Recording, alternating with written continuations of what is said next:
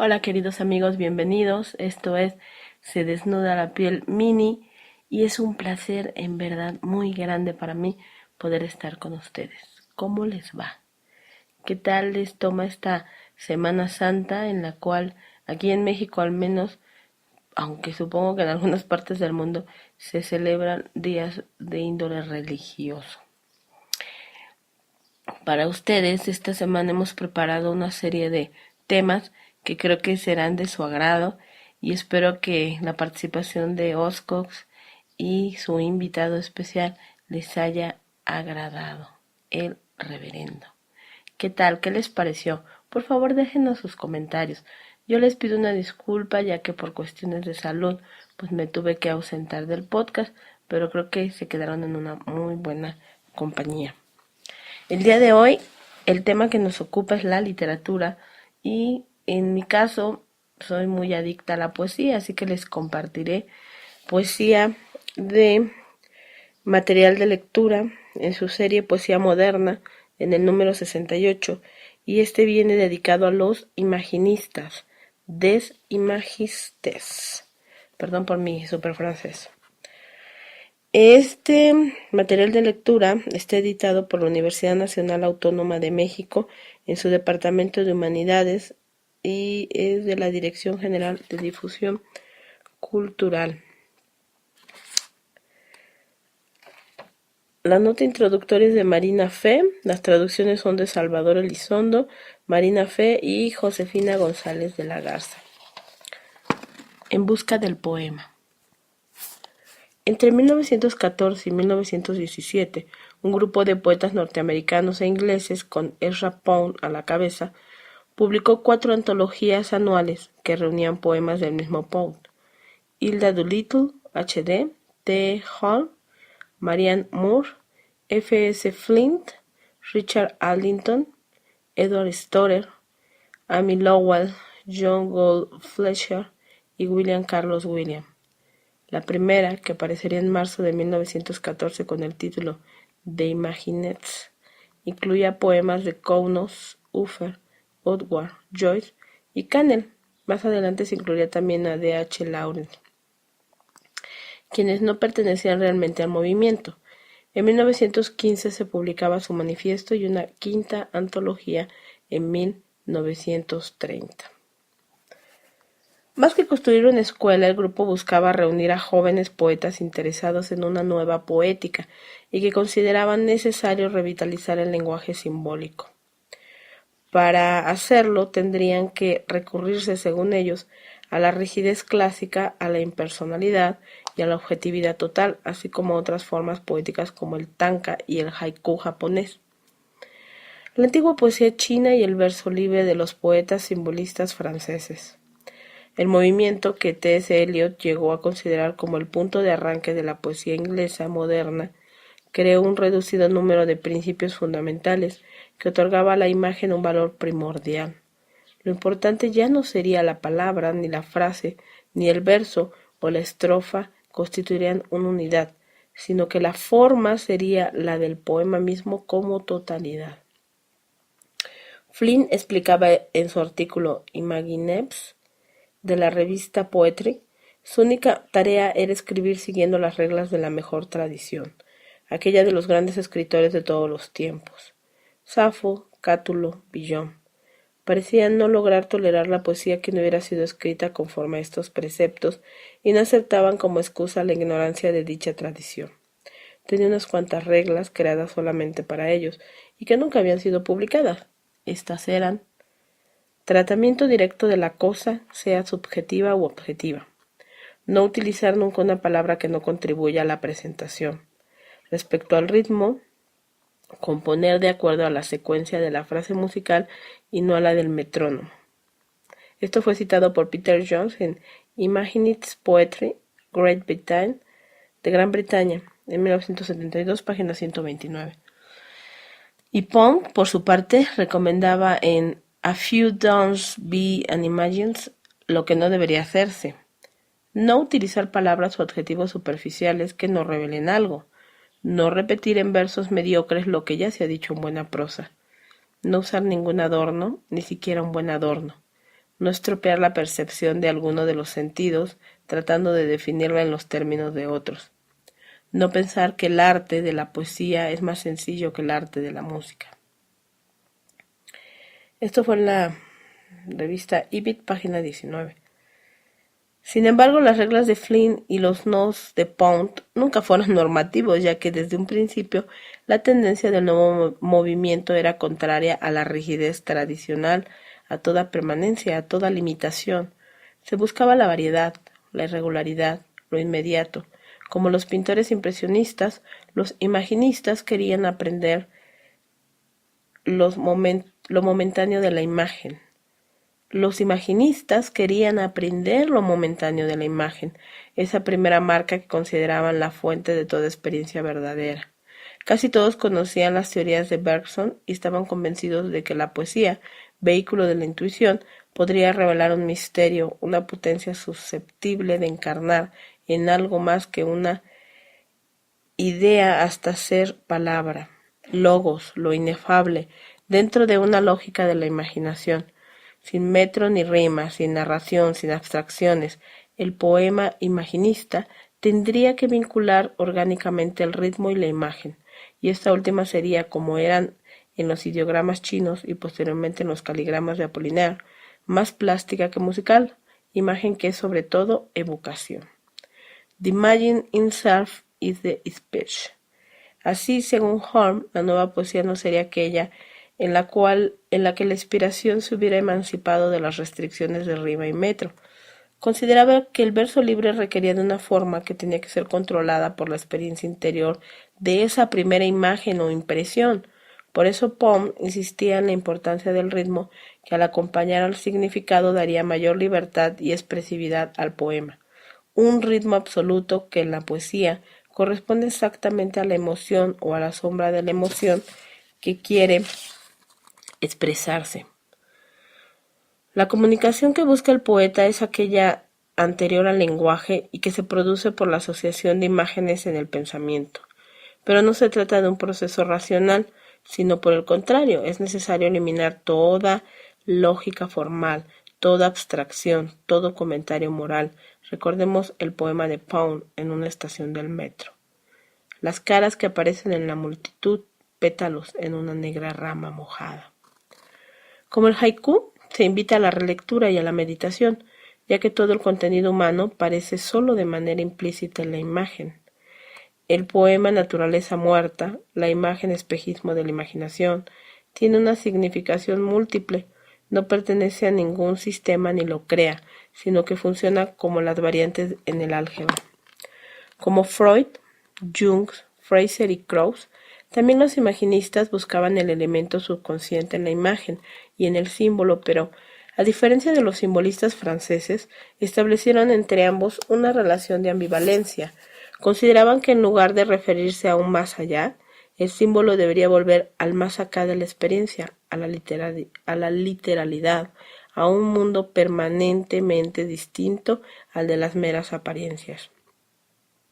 Una imagen es aquello que presenta un complejo intelectual y emocional en un instante de tiempo. Uso el término complejo en el sentido técnico empleado por los psicólogos más modernos como Hart, a pesar de que podamos no estar de acuerdo en su aplicación. La presentación instantánea de dicho complejo nos procura esa sensación de súbita libertad, de liberación de los límites espaciotemporales, esa sensación de crecimiento repentino que experimentamos ante las grandes obras de arte. Es mejor presentar una sola imagen en toda una vida que producir trabajos voluminosos. Esto lo menciona Pound. La primera impresión, que proviene de la experiencia visual, tendrá que traducirse en palabras y símbolos, pero solo el ritmo podrá acercar el conjunto a su correspondiente exacto. Este poder de concentración que parece perderse una vez más que el lenguaje pasa de la imagen sensible a la idea, ese viaje de regreso al objeto, no es más que la recuperación de la unidad original que pareciera haberse atomizado en el proceso de comprensión intelectual. Un poeta, afirma W. Carlos Williams, o un lector de poesía, no perdería el tiempo en un curso de matemáticas si solo recordara el principio geométrico de la intersección de Lossy, Desde todos los ángulos las líneas convergen y se cruzan en puntos establecidos. Y Hilda Doolittle en Tribute to the Angels, y el punto en el espectro donde todas las luces se hacen una es blanco, y el blanco no es color, como sabemos desde niños, sino todo el color donde las llamas se mezclan y las alas se encuentran. A los nuevos poetas no les interesaba compartir una misma visión del mundo, pero mantenían una similar actitud de oposición cuando se trataba de enfrentar los viejos prejuicios y convenciones. Si querían romper con un cierto orden, que en lo que se refiere a la poesía se había mantenido desde la época isabelina, no era para sustituirlo con otro que, a la postre, resultaría igual de restringido. Lo que reivindicaron para siempre y a pesar de la corta vida del movimiento como tal fue la absoluta libertad del poeta, del individuo creador, que en un momento privilegiado logra que su mundo interior, inmanente, irrumpa al exterior y tome forma gracias al poder de la trascendencia del poema. Es interesante que las traducciones, la selección de los poemas se realizó en un seminario de poesía angloamericana en la Unidad de Estudios Superiores de la Facultad de Filosofía y Letras, y este estuvo a cargo de Salvador Elizondo, y participaron también Marina Fe y Josefina González de la Garza. Les voy a compartir por lo menos un poema de estos autores imaginistas. De T.H. Holm, Imágenes. Viejas casas que fueron andamios con obreros que silban. Su falda se elevaba como una bruma oscura de las columnas de amatista. Ruidos revoloteaban como murciélagos en el crepúsculo. Los vuelos de su falda se retiran como el oleaje de los acantilados. De Thomas Ernest Holm, del que acabo de leerles Imágenes, nace en Staffordshire, Inglaterra, en 1883. En 1908 crea el Poets Club en Londres y más adelante otro grupo en el que se encontraban como miembros Flynn y Pound. Además de sus poemas, escribe artículos y traducciones, especialmente sobre Bergson. Muere durante la guerra en 1917. De Ezra Pound, Alba. Fresca como las hojas tenues, húmedas de la lila del valle, descansaba a mi lado en el atardecer. Abanico para su majestad imperial.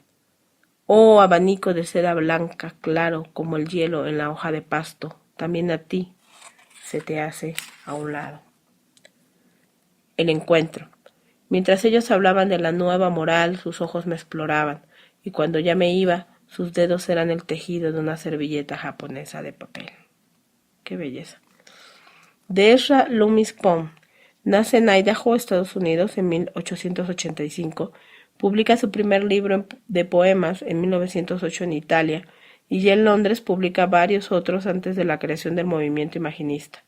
Participa con los vorticistas y con Whitman Lewis en la revista Blast. A partir de 1924, escribe su largo poema Los Cantos y muere en Venecia en 1972.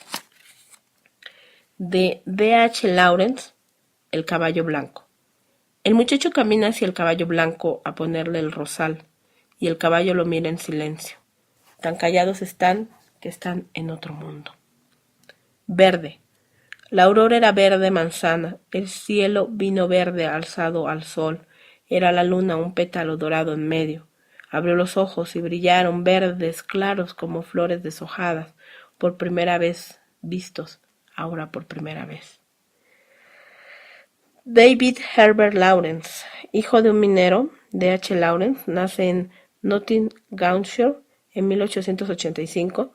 Él realmente nunca fue un verdadero imaginista y participó muy poco en el movimiento, aunque es mejor conocido por su obra narrativa. Escribió numerosos libros de poemas. Muere en 1930. Hilda Doolittle, Rosa Marina. Rosa, dura rosa, lastimada, frugal de pétalos, magra flor, delgada, casi sin hojas, más preciosa que la rosa húmeda, única en el tallo, te atrapa la corriente.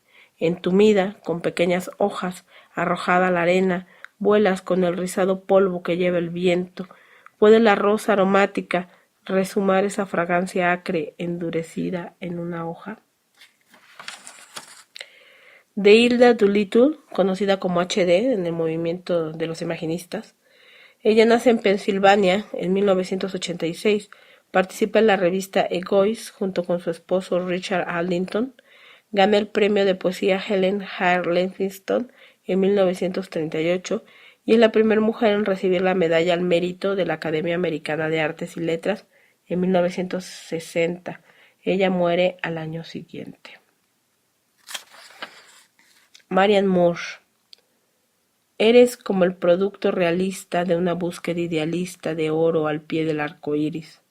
Oculto en el follaje y fruto augustos de la vid, lía tu anatomía en el tallo pulido y podado, camaleón. Fuego tendido en la esmeralda larga como la gema enorme del oscuro rey. No podría atrapar al iris y engullirlo como lo has hecho tú. Marianne Craig Moore. Nace en 1887 en San Luis, Missouri.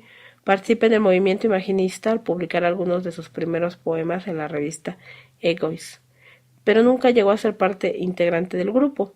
Gana el premio Dial por su segundo libro de poemas y el premio Pulitzer por sus College Poems.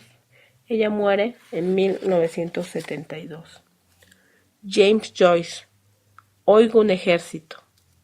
Oigo sobre la tierra las huestes a la carga, estruendo de caballos que embiste con espuma en los cascos, arrogantes tras ellos en su negra armadura, desdeñando las riendas, chispeantes látigos, los aurigas, lanzan hacia la noche su grito de batalla. Yo gimo cuando duermo al escuchar distante su risa turbulenta, y hende en la penumbra de los sueños con cegadora flama, haciendo retumbar el corazón como retumba un yunque. Vienen triunfales, agitan sus largas, verdes cabelleras, han surgido del mar y corren gritando por la orilla. No eres, corazón sabio, ya que si desesperas, amor, amor, mi amor, ¿por qué me dejas solo? James Joyce, o conocida como James Augustine Aloysius Joyce en su acta de nacimiento, nace el 2 de febrero de 1882, en Dublín. Sus primeros poemas se publican en 1907 bajo el título de Chamber Music, música de cámara. De ahí saca Pound el poema Oigo un ejército, que aparece en la antología Des y Magistes. Es mejor conocido por sus cuentos y novelas, entre los que se encuentran Dublinés, el retrato del artista adolescente y Ulises. Muere en Zúrich en 1941. Amy Lowell. Circunstancia. En las hojas del arce brilla rojo el rocío, pero en la flor del loto tiene pálida transparencia de lágrima. Otoño. Todo el día vi caer en el agua las púrpuras hojas de la vid, y siguen cayendo a la luz de la luna, cada hoja con un borde de plata. Amy Lowell. Nace en Massachusetts en 1874, conoce a los imaginistas en Londres y llega a tomar a su cargo el movimiento. Su obra poética es muy prolífica. Los manuscritos que se publicaron después de su muerte ocupan 3 volúmenes. Muere en 1925. F. S. Flynn. Noviembre. Lo que de ti es eterno lo vi en tus ojos. Te rodeaban las ramas del manzano, el sol brilló, era noviembre. Sol y manzanas y risas y amor recogimos tú y yo, y cantaban los pájaros. De Frank Stuart Flynn, podemos decir que nace en 1885 en Islington, Inglaterra. Publica sus primeros poemas en 1909 y ya en 1915, después de conocer a Pound y a Hall, publica su libro Cadence, donde su poesía es más imaginista. Escribe también traducciones y artículos en varias revistas literarias. Muere en 1960. Richard Haldington. Epigramas. Nuevo amor. Tiene 9 hojas, después las flores muertas, como el pequeño almendro que en el cierzo hirió. Anochecer. Las chimeneas, en fila, recortan el claro cielo, la luna, ceñida por un jirón de gasa, se posa entre ellas, Venus desmañanada, y yo la miro con lujuria desde el fregón de la cocina. Richard Aldington nace en 1892 en Portsmouth, Hampshire, contrae matrimonio con Doolittle en 1913 y en ese mismo año es miembro fundador de la revista Egoist.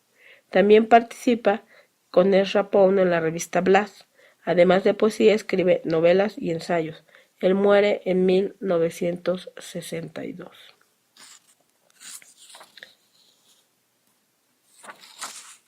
Y como verán, amigos, me he extendido un poco en el podcast, pero creo que vale la pena. Es interesante cómo podemos aprender si tenemos el deseo de hacerlo.